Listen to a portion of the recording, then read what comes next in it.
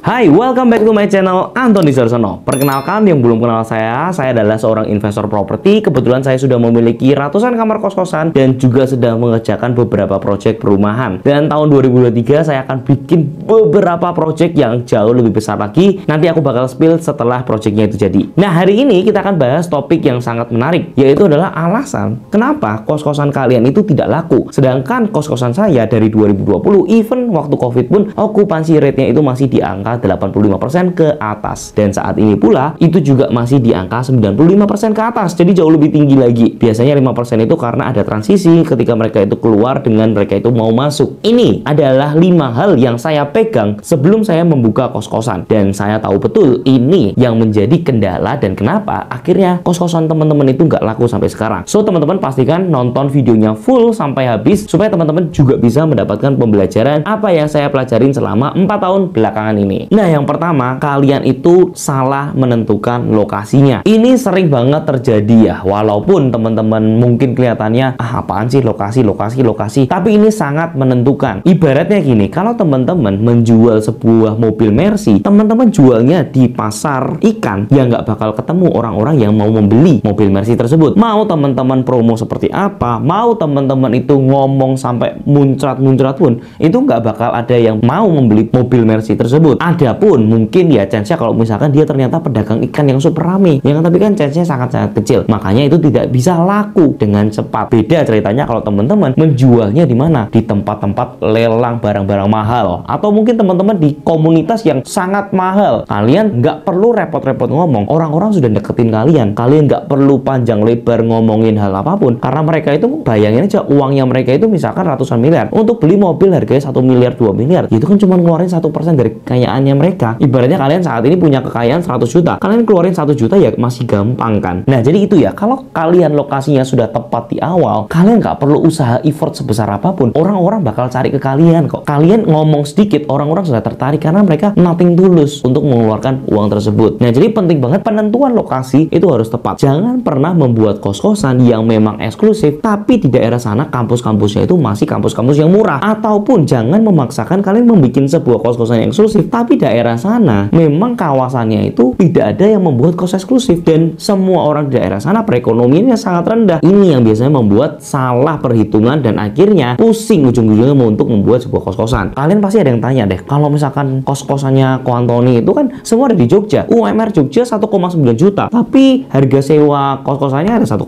ada yang 2 juta. Loh kok bisa? Nah, sebenarnya gini, teman-teman harus ingat, memang UMR Jogja itu di 1,9, tapi jangan salah, orang-orang yang nginep di kos-kosan itu bukanlah orang-orang yang gaji UMR. Ingat ya, Jogja itu adalah kota pelajar. Jadi di mana semua pelajar semua datang ke Jogja. Ada yang dari Jakarta, Surabaya, Medan, macam-macam, semua kumpul jadi satu di Yogyakarta. Nah, ketika ini kota pelajar, yang jadi target marketku sebenarnya adalah mereka-mereka yang memang anak mami dari luar kota. Jadi ketika mereka datang, mereka punya standar yang seperti Jakarta, punya standar seperti Surabaya. Nggak mau dong mereka tinggal di tempat yang kumuh, tempat yang kurang bagus. Ketika mereka datang, maunya mereka merasakan sesuai kehidupan normalnya pada umumnya di Jakarta sana. Dan pastinya dia akan memilih kos-kosan saya karena kos-kosan itu memiliki value yang sangat besar. Jadi yang pertama, lokasi sangat penting. Jadi pastikan kalau teman-teman membeli sebuah kos-kosan, wajib di lokasi yang tepat. Sesuaikan harganya dengan target market teman-teman. Dan yang kedua adalah salah harga. Ini hampir sama seperti yang lokasi tadi ya. Lokasi itu menentukan kira-kira tempat yang ramai itu di mana. Kemudian harganya harus disesuaikan juga. Jangan juga sampai teman-teman memberikan harga yang sangat murah. Ketika teman-teman sangat murah dengan fasilitas yang sangat banyak, ujung-ujungnya teman-teman itu bakal pusing karena kedepannya kok teman-teman ngerasa nggak dapat duit yang banyak padahal sudah keluar renovasi yang sangat besar. Nah, ini harus diperhitungkan juga. Caranya gimana? Lebih bagus untuk mengetes kira-kira harga yang pantas itu berapa. Caranya sangat sederhana. Teman-teman coba iklan di harga targetnya teman-teman, habis itu dinaikkan di 20%. Contoh ya, misalkan teman-teman pengen nih kira-kira di harga 2 juta, naikkan 20%, jadi 2,4 juta. Nah, tapi teman-teman, di sini teman-teman memberikan diskon khusus dari 2,4 dipotong misalkan 500.000, 400.000. Nah, di sini teman-teman bilang nih, ini lagi harga promo nih, harganya dipotong 500.000. Teman-teman cek dulu kira-kira respon dari orang-orang sana seperti apa. Kalau ternyata kurang rame ya teman-teman tinggal potong lagi. Oh, ini ada diskon tambahan khusus untuk bulan ini, dipotong lagi jadi 600.000, 700.000. Nah, teman-teman harus tahu sebenarnya lebih bagus mengurangi harganya dibandingkan teman-teman naik harganya. Karena apa? Mindset orang ketika dinaikin harganya itu bakal marah. Tapi kalau misalkan dinaikin habis itu kita turunin, orang-orang bakal senang karena harganya jadi jauh lebih murah rasanya. Jadi jangan sampai teman-teman itu sudah bikin angkanya di 1,9, 1,8 juta sendiri, tapi setelah teman-teman tahu ternyata orang rame banget mau dinaikkan di 2 juta pun biasanya orang komplain. Lebih bagus apa? Dinaikkan dulu di 2.400.000 baru nanti dipotong. Nanti kalau misalkan teman-teman bilang, oh ada kenaikan, oh kan kita memang harga normalnya di 7.400.000, cuman untuk promo sekarang dari yang promonya 600.000 jadi cuman 400.000 aja. Kurang lebih seperti itu untuk penentuan harganya. Yang ketiga adalah salah ngambil angle foto. Ini krusial tapi sering disepelekan. Banyak orang-orang yang curhat di DM Instagram aku, kok kosannya nggak laku? Ya jelas aja nggak laku. Gimana nggak? Mereka aja yang foto aja burem, foto aja lightingnya kurang bagus, ketika difoto masih berantakan, terus ketika difoto juga tidak dihias, terus kalau difoto kameranya juga nggak yang wide angle, jadi kelihatannya sempit banget. Nah, ini yang ngebuat orang-orang mau datang aja nggak mau. Ingat ya teman-teman, don't judge a book by its cover, itu bullshit di zaman sekarang. Dimana-mana semua orang itu ngejudge dari covernya. Ya nggak? Coba kalau teman-teman lihat orang yang punya Mercy sama orang yang nggak punya Mercy, padahal yang lebih kaya mungkin yang tidak punya Mercy, kalian bakal lebih respect yang mana? Jujur aja, pasti yang punya Mercy. Walaupun mereka sama-sama belum ngomong, walaupun mukanya mereka mungkin kembar, tapi yang kalian lihat pasti yang punya Mercy jauh lebih kaya. Padahal belum tentu, ya kan? Nah, sama seperti halnya ketika kita menjual ke customer, harus mempresentasikan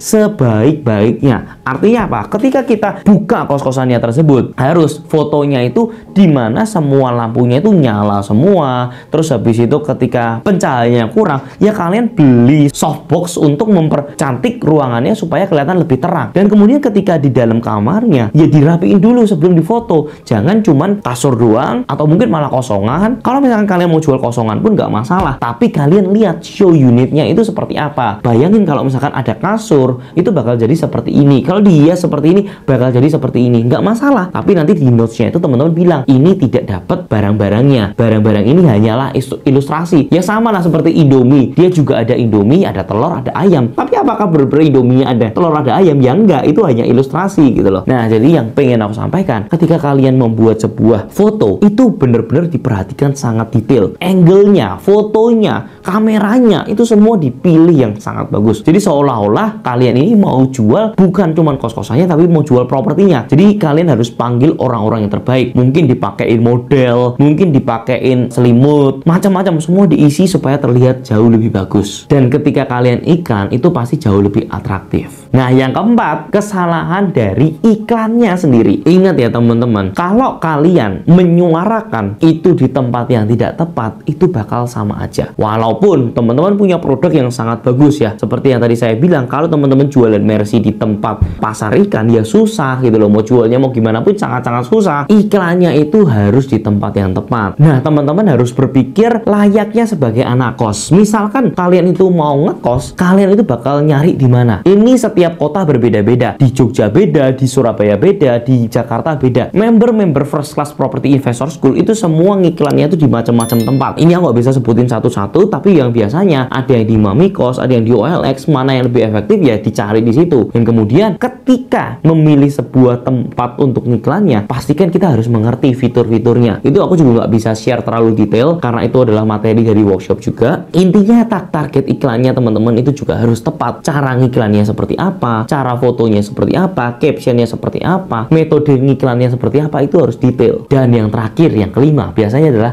kurangnya renovasi kosmetik. PR kalian setelah ketika orang itu tertarik dengan fotonya itu, mereka itu pasti akan datang untuk survei. Nah, ketika survei, jangan sampai ada kebocoran, kalian masih tetap nggak diapa-apain. Jangan sampai di bagian fasad itu banyak kerusakan dari cat-catnya, kalian nggak cat ulang. Atau misalkan ada sampah-sampah itu kalian nggak bersihin. Atau misalkan ada kotoran-kotoran, cap tangan, atau cap rokok, atau apapun itu kalian nggak bener-bener manage atau maintain ulang. Itu biasanya akan membuat orang jijik. Dan ketika mereka ada survei, mereka biasanya bilang, aduh nggak suka nih, kelihatannya kok nggak nyaman. Nah, ini yang sangat berbahaya. Jadi pastikan lakukan renovasi kosmetik, karena kita ngomongin tentang jasa. Jasa itu harus kita manage sebaik-baiknya. Jadi ketika orang datang ke sana, mereka akan merasa, oh bersih ya, oh tidak ada yang cacat ya, aku seneng nih tinggal di sini. Ya udah, aku mau stay di sini. Biasanya aku selalu beli cat lebih. Jadi misalkan ketika renovasi udah selesai, biasanya aku ada cat itu kayak 2-3 dirijen dipakai untuk setiap kali ada kerusakan langsung dicat ulang. Jadi itu akan mempermudah supaya ketika nanti ada yang keluar, misalkan ada yang jorok di kamarnya, bisa langsung dicat ulang. Itu nggak seberapa, tapi itu akan membantu teman-teman untuk okupansinya bisa selalu full. Jadi kalau aku simpulkan ada 5 hal ya. Yang pertama adalah lokasi, yang kedua adalah harga, yang ketiga adalah angle foto, yang keempat angle iklan, dan yang kelima renovasi kosmetiknya kurang. Jadi semoga video ini bisa membantu, semoga ini bisa membuat kos-kosan kalian itu menjadi full. Dan pastinya ketika kalian full, kalian tahu dong apa yang harus kalian lakukan selanjutnya, yaitu adalah bikin kos-kosan baru lagi, perbanyak kos-kosan kalian, buat banyak passive income sebanyak-banyaknya. Nggak perlulah beli barang-barang yang belum mampu teman-teman beli dulu. Pastikan apa yang teman-teman dapatkan gulung terus ke investasi properti. Nah, ini adalah satu hal yang aku pelajarin dari Pak Hermanto selama beberapa kali aku ngadain event sama beliau. Beliau itu selalu cerita dan selalu konsisten kalau apa yang membuat beliau itu kaya itu adalah karena dia kerja keras konsisten selama 40 tahun. Dan 40 tahun semua uang yang dia dapatkan itu diputar kembali untuk dijadikan investasi. Semoga video ini bisa bermanfaat. Pastikan kalian kasih like, komen, apapun. Dan kalau misalkan kalian itu mau tanya-tanya tentang properti, kalian bisa masuk ke DM Instagramku, kasih hashtag tanya properti dan langsung tanya pertanyaannya. Semoga video ini bisa bermanfaat, dan seperti biasanya semua akan properti pada waktunya. And I'll see you in the next video guys. See ya guys.